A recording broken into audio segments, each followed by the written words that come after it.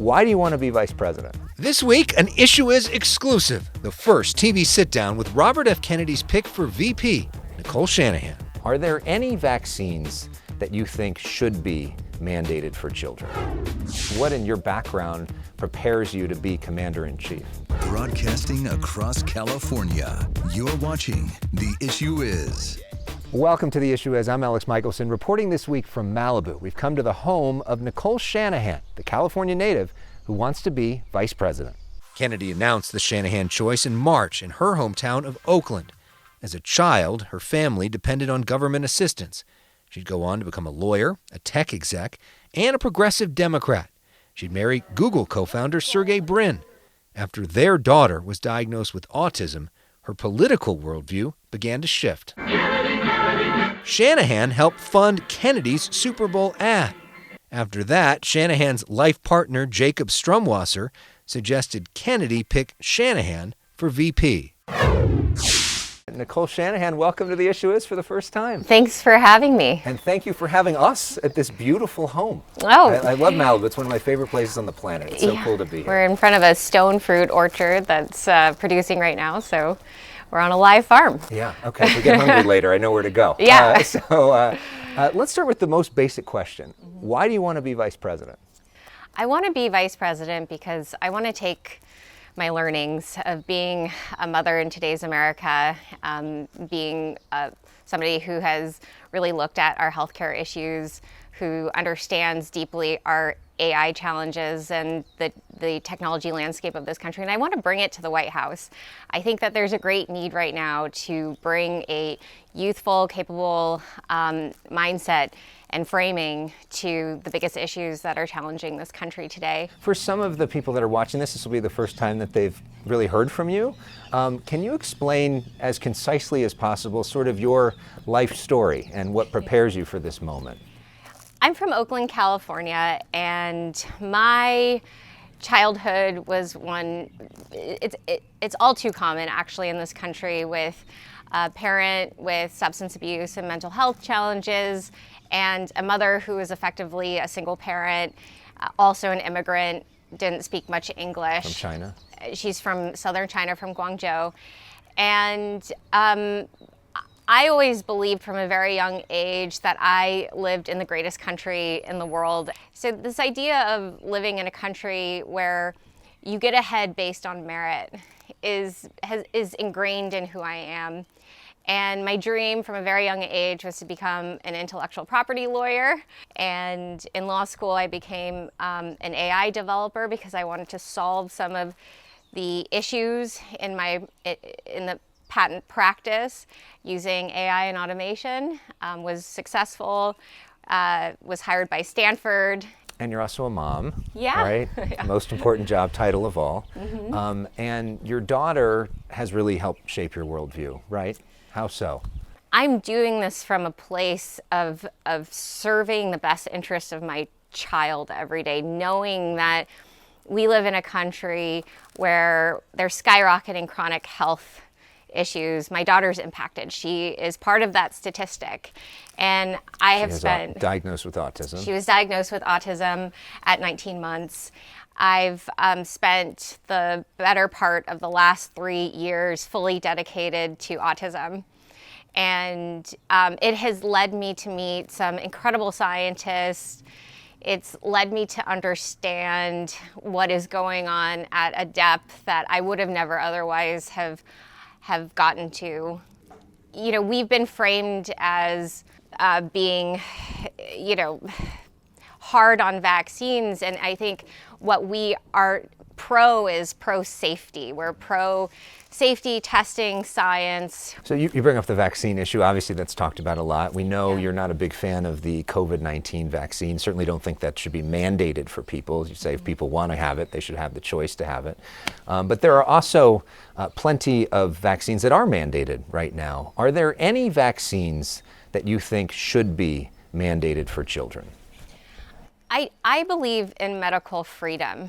I believe that with full, true, informed consent, a parent will make the best decision for their child. So for example, polio vaccine or MMR or some of these things that right now kids are mandated to get in order to go to school, you think that shouldn't be in place? I don't think mandates should Are- exist for any healthcare decisions related to children. Is there any of those things that you're comfortable with personally that you would take by choice? Historically, I have always complied with the CDC's recommendations. What I have noticed is that there has been less and less informed consent over time. And there has been, since the 1986 Vaccine Act, a lack of liability for when a vaccine is either not effective or causes more injury than we would accept. I think something happened after 1986. The number of vaccines on the childhood vaccine schedule have quadrupled in our lifetime, and the amount of childhood disease has increased, not decreased. So that is the concern. If they are safe and effective, yes, let's let parents make an informed choice about giving them to their children. If they are neither effective, as the Ninth Circuit has declared about the COVID-19 vaccine, it's not effective, it doesn't stop transmission, it's not a true inoculation, and then begin to allow us to investigate potential injuries. But are there any vaccines you think are safe and effective? If you separate the vaccine schedule apart and you consider whether or not there is a polio outbreak or likely polio outbreak, that is one that I would consider as being one that I would say let's take it to prevent further transmission. I'm completely updated on all of my vaccines. I have 3 Moderna shots. My daughter has received all of her childhood vaccines. And I will say that both her and I have had adverse reactions. It then begs the question, would I have done it if knowing what I know now? And my answer is resoundingly, I would have spread them out more. I would have done further research. I would have studied Merck's MMR vaccine much more closely as to why it was combined with mumps. And then I would understand the commercial incentives. Let's talk about another issue that I think is often misrepresented, which is abortion. Yeah. What is your position when it comes to abortion rights? If I was carrying a child and the child was viable and fully healthy, I would be incredibly motivated to keep that child. And if we are representing medical freedom advocacy, it's important for us to recognize that a woman's right to choose, especially early on, especially for a woman who is vigilant, should always be available. It is part of healthcare. The issue around late-term abortions is one that I think when you look at statistically, we have to have a full conversation around it. It's not so black and white as yes, late-term abortion or no late-term abortion. It's are there medical complications? Are there issues around viability of the baby? If there is a viable baby and there are alternatives being presented, that oftentimes changes a woman's decisions. So is there a point there, then 15 weeks, 20 weeks, something like that, where you would support an abortion ban? I think that it becomes about viability, not necessarily term limits. And this is why the states now have the opportunity to make that decision. Did the Supreme Court get it right with the Dobbs decision? Personally, I was saddened. I think that anytime you take something as historic as Roe v. Wade and the headline is it's been reversed, it startles you. It necessarily startles you. However, that being said, when you look at it, it was an issue of constitutional law. It was whether or not this was a state issue or a federal issue. So do you think that abortion should be a states' rights issue? It's what we have right now. And I can see a benefit. We have to look at it in the positive because it's what we have, and we have to make the best with what we have. Whether or not I'm happy with that or not is irrelevant. You know, there's a lot of women that are going to say it's not irrelevant what you think about that. Whether or not it's state or federal, it's a constitutional issue. Yeah. I think that I care very, very deeply about the issue itself. I think the order of operations of how we get to that is out of my hands. Yeah. Speaking of that, as an attorney, which Supreme Court justice do you think is the kind that you would want to emulate? Who is your favorite? Do you have a favorite Supreme Court justice? Well, it's actually a pair. Okay, sure. So you would think that Ruth Bader Ginsburg and Justice Scalia couldn't have been more different. Scalia was a constitutional originalist, and Ginsburg was a real progressive, trying to push modern day interpretations of the Constitution. But the two of them were actually quite good friends. And that's the America that I think we need to return to. But did you agree more with RBG's worldview? I think it was the merging of them that You like the created both. Okay. The right Their path kid. forward. Their kid is the ideal. It was their justice. constitutional child. Up next, Shanahan as a potential commander-in-chief. We're talking with Nicole Shanahan, Robert F. Kennedy's choice for vice president. We're sitting in your beautiful farm. Yeah. And I know you are incredibly passionate about farming, about regenerative farming. And I got to give you guys credit because nobody's talking about food. And we all should be talking about food. It is Yeah. the foundation It's of our life. everything. What do you want to see different on a federal level? What would you do as vice president on the issue of food? I would spend an enormous amount of time with our members of Congress discussing the Farm Bill. For the first time in American history, we're going to have a farm bill that exceeds $1 trillion. And most of that goes into SNAP. And the largest product purchased with SNAP is soda. And SNAP, for people that may not know, that's basically what used to be called food stamps. Correct. Right. When I was a child, we spent a few years using food stamps because my family couldn't afford to put food on the table.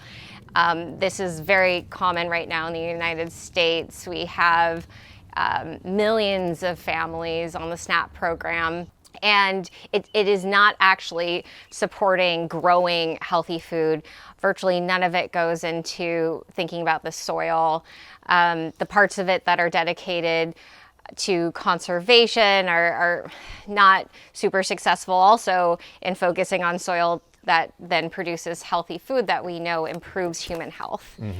And none of this makes any sense at all. And as vice president, I'll be spending an enormous amount of time helping members of Congress recognize the incredible cognitive dissonance and the fact that they are gutting the American family through gutting their metabolic health with these programs. It's a big part of your why, it sounds like. It's a huge part of my why. Let's spend a moment talking about foreign policy, because as vice president, if the worst case scenario would happen, you'd become the commander-in-chief. And I'm curious, what in your background prepares you to be commander-in-chief? I think that I have a very sophisticated view on foreign affairs due to my previous work, both in intellectual property law. I understand how global commerce works. I understand how we build batteries around the world. I understand the importance of semiconductors. I understand that big foreign policy decisions are made specifically around semiconductors.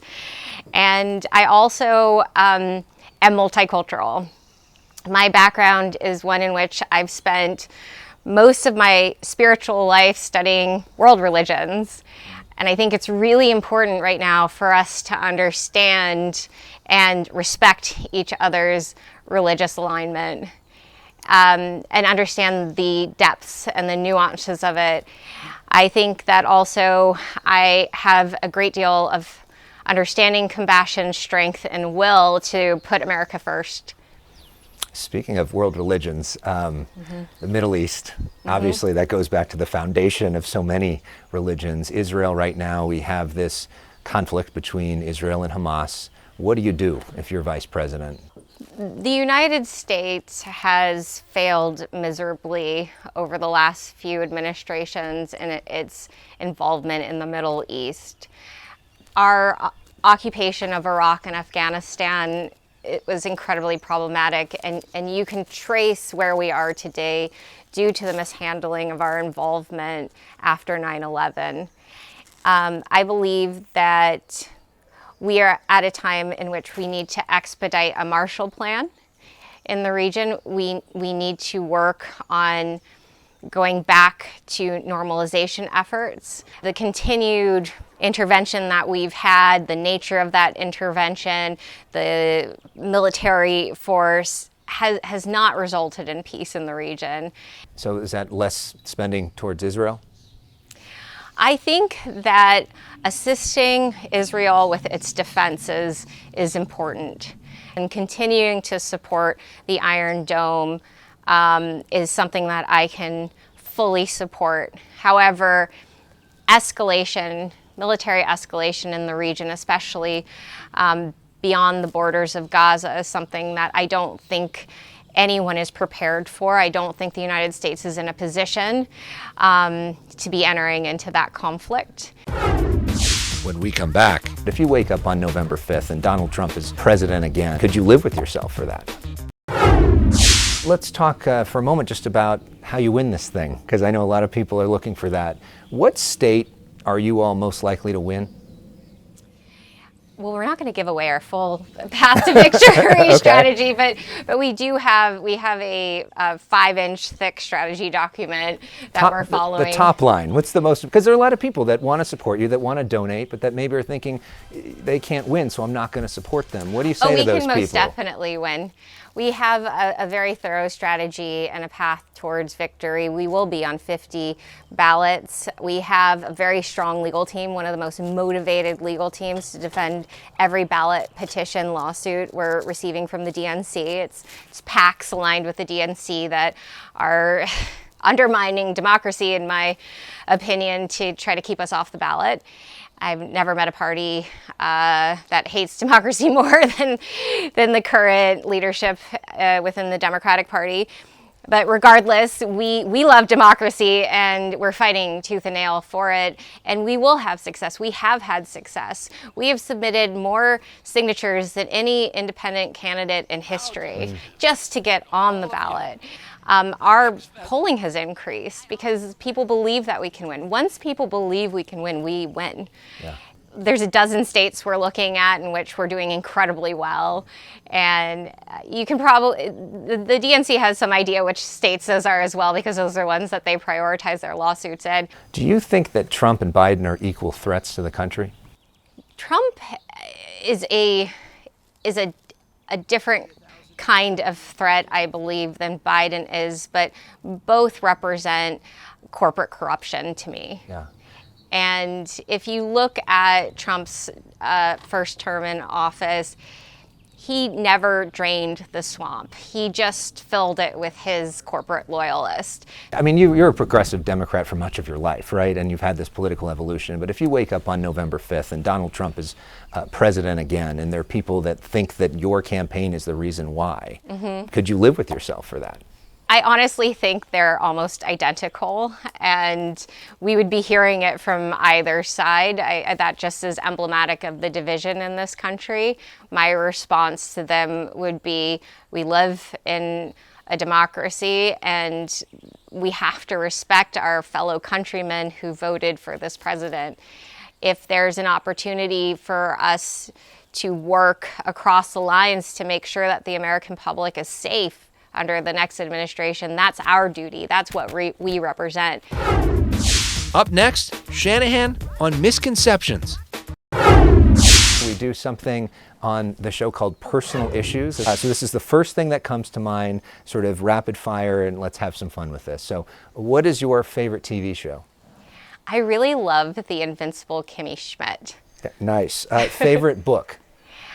Oh goodness. I've been reading a lot of Peter Kingsley lately, but I also like Self-Reliance by Ralph Waldo Emerson. I think it's a beautiful book. What's your favorite movie of all time? I've been watching so much Moana with my there you daughter, so go. I think that Moana's got to be my favorite because it's all I know at this point. Favorite musical artist? Favorite musical artist? Oh, Talking Heads. David Byrne, I think, is such an inspiring person. Yeah, and a great, interesting performer in so many ways. Yeah. Favorite sports team? The A's when they were in Oakland. I know, headed to Vegas. Who is your role model? My role model are the moms, the warrior moms. They are just some of the strongest, brightest, most caring, big-hearted people I've ever met. And lastly, there's been so much written about you. What do you think is the biggest misconception about you? I think the biggest misconception about me is that I somehow lack qualifications for this work.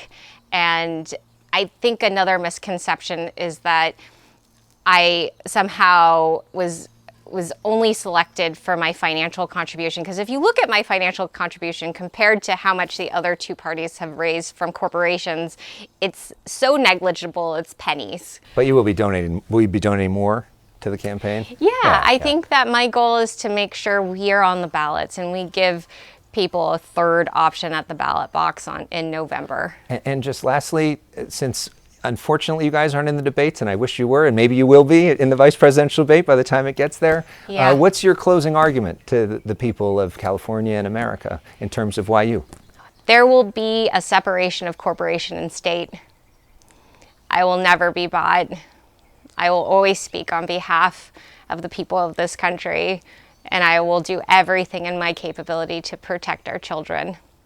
Nicole Shanahan, it's been such a pleasure to get to know you. Thank you so much for having us in you. your beautiful home again, and best of luck to you out on the campaign It trail. was a real pleasure. Thank you. Thank you very much. Thank you.